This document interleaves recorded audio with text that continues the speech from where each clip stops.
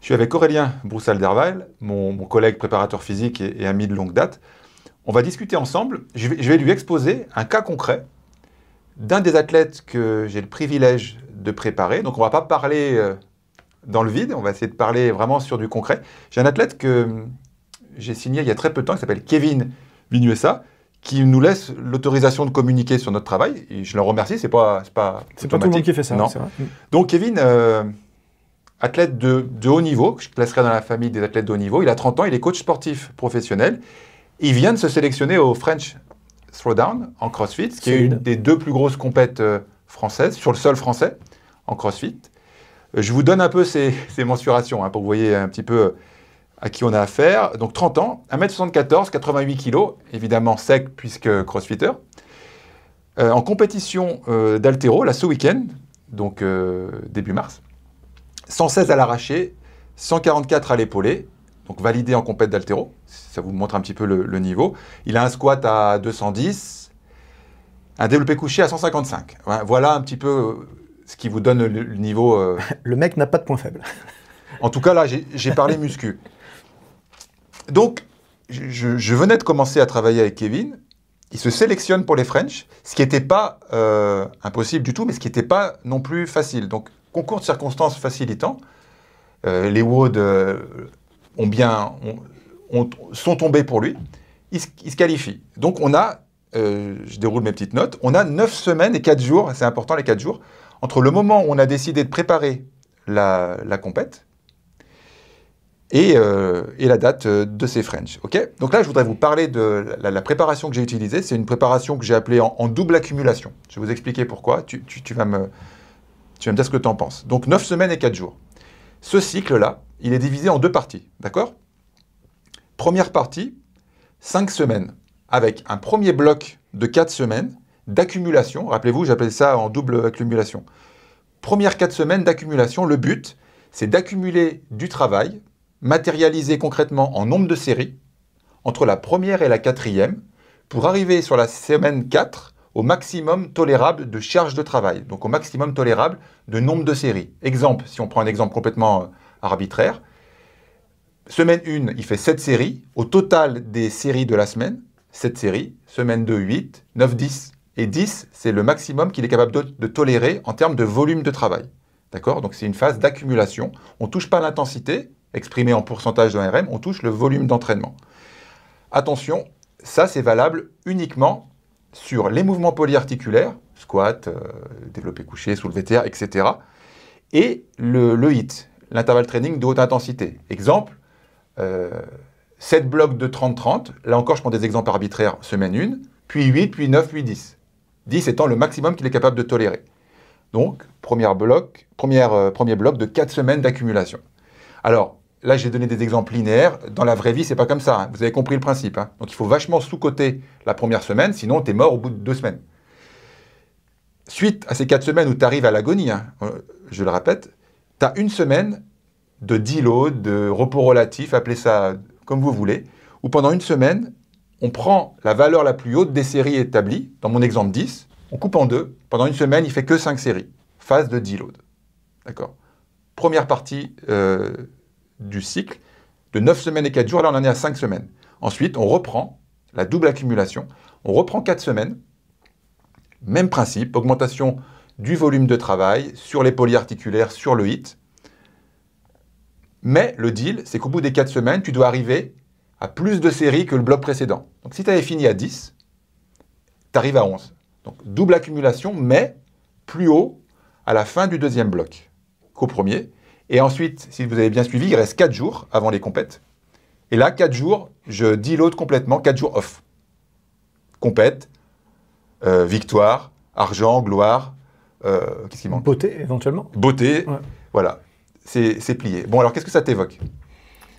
Alors c'est intéressant, on est sur quelque chose qui paraît très très très dur. Athlète de haut niveau. Qui est construit sur du volume. Je trouve ça malin parce que la culture du CrossFit, en tout cas ce que j'en perçois, parce que je ne suis pas intervenant sur le haut niveau, mais ce que j'en perçois, c'est quand même une culture de la course à l'intensité. Et effectivement, d'arriver à construire un volume de travail sur une base d'intensité, je trouve que c'est prendre le problème par le bon bout de la raison, parce que du coup, c'est faire vraiment de la quantité de qualité à un moment donné. Et ça me paraît extrêmement spécifique au CrossFit. Ce que je me demande, j'ai quelques questions avant de me positionner un peu sur le contenu, c'est sur le deuxième cycle, donc il y a une semaine de décharge, et donc ensuite on repart pour la guerre. Hein. Où est le point de départ? Est-ce qu'on redescend, évidemment on a sorti la première semaine, tu l'as dit, puisque probablement pas représentative. Est-ce que tu redescends au volume de départ qui avait été atteint sur la deuxième semaine? Ou est-ce que tu repars d'un niveau un petit peu plus élevé, fatalement pas ce que tu avais en fin de cycle, j'imagine. Donc il y a une redescente de volume drastique pour reconstruire jusqu'à plus que l'arrivée du premier bloc, on est bien d'accord. Donc d'où est-ce que tu repars sur le deuxième bloc? C'est là qu'on ne va pas pouvoir l'anticiper, parce qu'on va aussi, et tu fais bien de me le demander, on va aussi reconstruire sur la deuxième partie un carcan de séance qui n'est pas le même.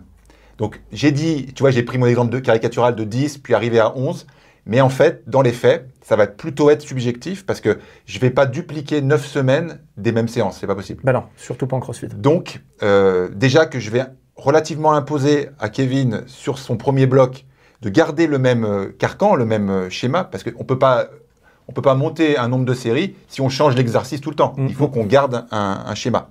Donc, c'est un peu, pas une faiblesse, mais une limite du système, c'est que ce système-là, je peux le faire qu'à des athlètes qui sont déjà très initiés aux sciences du sport. Et Kevin, il est coach sportif. Donc, je lui explique les choses. Nous, on fait un rendez-vous par semaine en visio pour tout caler quand même. Hein. Mais c'est lui qui va organiser son système de séance. Lui, il sait que à la fin de chacune des semaines, il doit être au maximum tolérable de la charge de travail. Et idéalement, il faut qu'il perçoive une charge de travail tolérable supérieure à la fin de tout. Mais on sera dans le domaine du ressenti. Je dis c'est une limite, mais oui et non, parce que le feeling, c'est quand même pas rien. On l'a sous-coté pendant longtemps, parce qu'on voulait scientiser un peu le sport. Mais tu as raison. Pour être sûr de ce que je raconte, il aurait fallu qu'on garde tout le temps, pendant 9 semaines, ce qui est irréaliste. Et pour la discipline, et même pour la personne. Je veux dire, 9 semaines à se taper les mêmes trainings, c'est pas donné à tout le monde. Surtout des gens qui sont dans des disciplines très variées. Ouais, par essence très variées. C'est compliqué. Alors vous allez me dire, mais pourquoi tu touches pas l'intensité? Pour deux raisons, tu en as donné une. Moi, je me doute. Mais il y a une autre raison que je connais peu Kevin. Je vous ai dit en introduction, Kevin, je commence à travailler avec lui. Donc, j'ai pas une tonne d'infos sur lui, quoi. Donc, dans le doute, je pense que c'est un bon conseil à prendre. Quand vous connaissez peu vos athlètes et vous commencez à périodiser les choses, trifouillez pas l'intensité. Je trouve que c'est plus technique, c'est plus délicat. Jaugez, moduler les séries quand vous maîtrisez pas totalement la connaissance de votre athlète. C'est plus simple, tout simplement. Ça renvoie à une question aussi fondamentale de curseur de charge limite. Pour toutes les qualités physiques, je me pose cette question-là, moi, quand j'ai un nouvel athlète, c'est pour sa cible, pour son objectif, endurant jusqu'à quel point? Mobile jusqu'où? Fort jusqu'à quel point? Là, on parle de charges qui me paraissent, moi, hyper élevées, qui lui permettent d'être aux portes du très haut niveau, disons dans le peloton du haut niveau français, pas encore au top. Et donc, qu'est-ce qui manque pour aller chercher vraiment la place de numéro 1 français, d'être vraiment international? Est-ce que c'est un pic de force, comme tu les as exposés tout à l'heure, sur une perf force athlétiste ou haltérophile? Je ne vais pas répondre à cette question, parce que je ne me suis jamais posé ces questions-là sur le CrossFit, mais vu de l'extérieur, c'est pas sûr. C'est pas sûr que si demain il augmentait de 10% sa force max sur le Big 3 ou sur le Big 5, que ça lui change son classement total au CrossFit. Peut-être que c'est plutôt l'accumulation de volume sur ces charges cibles-là, peut-être à 90-85% du 1RM, mais capable de répéter, de réitérer, de relancer sa puissance comme ça de manière régulière, qui va vraiment faire la différence. Et donc consacrer du temps à plutôt de l'augmentation de qualité dans le volume, plutôt que de l'augmentation d'intensité à un moment donné, ça fait sens sur un profil comme ça, de mon point de vue. Si par contre, il était beaucoup plus jeune, et qu'il était encore en construction, et que ses perfs n'étaient pas celles qu'il a aujourd'hui, et qu'elles étaient plutôt 20 ou 30% plus faibles, hein. On sait que la force, ça reste un sport à maturation lente. Bon, peut-être que là, on mettrait un deuxième cycle d'intensification beaucoup plus proche de ce qu'on connaît chez Eger, par exemple, où on fait d'abord du volume et puis ensuite de l'intensification. Et ça ferait plus de sens. Mais là, vu le contexte, c'est ça. Je vois où tu veux en venir. L'important, c'est le contexte. On peut toujours se poser des questions, mais à un moment donné, ce qui nous ramène, je trouve, à la réalité, c'est la logistique de terrain, tu vois.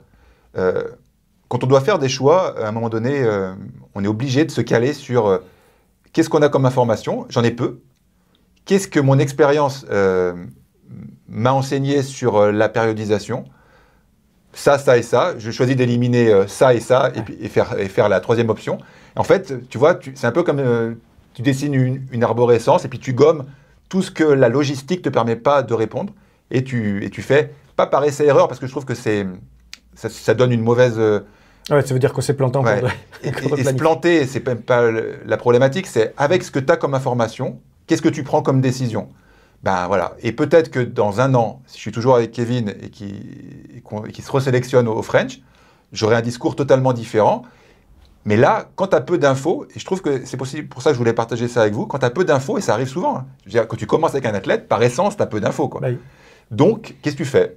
Voilà, moi, je vous ai expliqué comment j'ai fait en fonction du contexte, mais c'est purement illustratif, et c'est surtout pas à copier-coller. Ce qui est à copier-coller, je pense, c'est la démarche. C'est-à-dire, qu'est-ce qu'on a comme info, qu'est-ce qu'on a comme expérience sur le sujet, qu'est-ce qu'on choisit de faire. Voilà, c'est cette démarche plus que fondamentalement, j'allège de 50%, on peut me dire, mais pourquoi pas 70%? Tu vois, on s'en fout. Ouais. Fondamentalement, le principe... Surtout qu'il ne faut pas croire qu'on a les réponses à ces questions-là. En plus, la science a essayé de nous le prouver à maintes reprises. Mais la science, dans un cas concret comme ça, elle ne nous sert à rien. Mais dans ce cas-là, elle ne nous sert à rien. Il y a trop de biais, trop de variables. C'est trop intégré. C'est trop intégré et au final, on n'a pas les infos. Et même sur des cas un tout petit peu plus simples, mais néanmoins ouverts et complexes, type des variations de charge et des dynamiques de charge dans l'intensité, tu parlais à 10% près, pourquoi tu n'as pas baissé de 60 ? Pareil, pourquoi on fait du 120-80 ? Ah oui, non, mais pourquoi pas du 110-50 ? C'est ce qu'on est un peu en train d'explorer là, à l'INSEP en ce moment avec Dany Barbosa et sur le plateau technique avec les élèves CQP et plus si affinité. D'ailleurs, on a un programme d'entraînement qui tourne en ce moment même pour challenger ça, pour essayer de voir à 10% près ce qui se passe quand on maîtrise vraiment la charge pendant 6 semaines d'affilée. Et aujourd'hui, en fait, on n'a pas énormément d'infos. Hein. Il reste encore beaucoup à explorer, quoi. Justement, alors tu parlais un petit peu de ce que tu es en train de faire à l'INSEP. Tu veux nous parler un petit peu de tes projets nous parler un petit peu de ça pour terminer. L'actualité aujourd'hui, ouais, c'est beaucoup de formation, hein, évidemment. Tu le sais, puisque tu es bien impliqué. On essaye de créer un réseau d'écoles premium en France pour vraiment remonter le niveau de manière assez forte de la formation, histoire d'avoir une option de formation très haut de gamme. Donc où il n'y a que des gens très capés qui interviennent. Et très beaux. Et très beaux. Ouais, il faut le dire. Ils ne sont pas tous très grands. Non, mais tous beaux. Heureusement que tu es là avec Rudy, oui, pour Koya pour remonter le niveau, parce qu'on est plutôt une équipe de petits. Mais on est tous beaux. Il y a un casting sur le physique. Donc voilà, si demain vous voulez devenir préparateur physique, coach sportif, on a un parcours pour vous de CQP, BP, DE, qui se fait en partie en digital, mais en grande partie en présentiel, à Paris 7 à l'INSEP, et dans mon club FitStation et dans nos clubs partenaires Épisode et Rythme. Mais on sévit sur tout le territoire. Et puis il y a de la formation continue aussi, hein, axée sur la mobilité, sur la récupération, sur la planification de l'entraînement, justement, où là on essaye d'aider les coachs à se mettre à jour de manière régulière. Ton site internet, pour aller voir tout ça, c'est broussal-derval.com. Merci beaucoup, Aurélien. Merci de m'avoir invité, avec grand plaisir.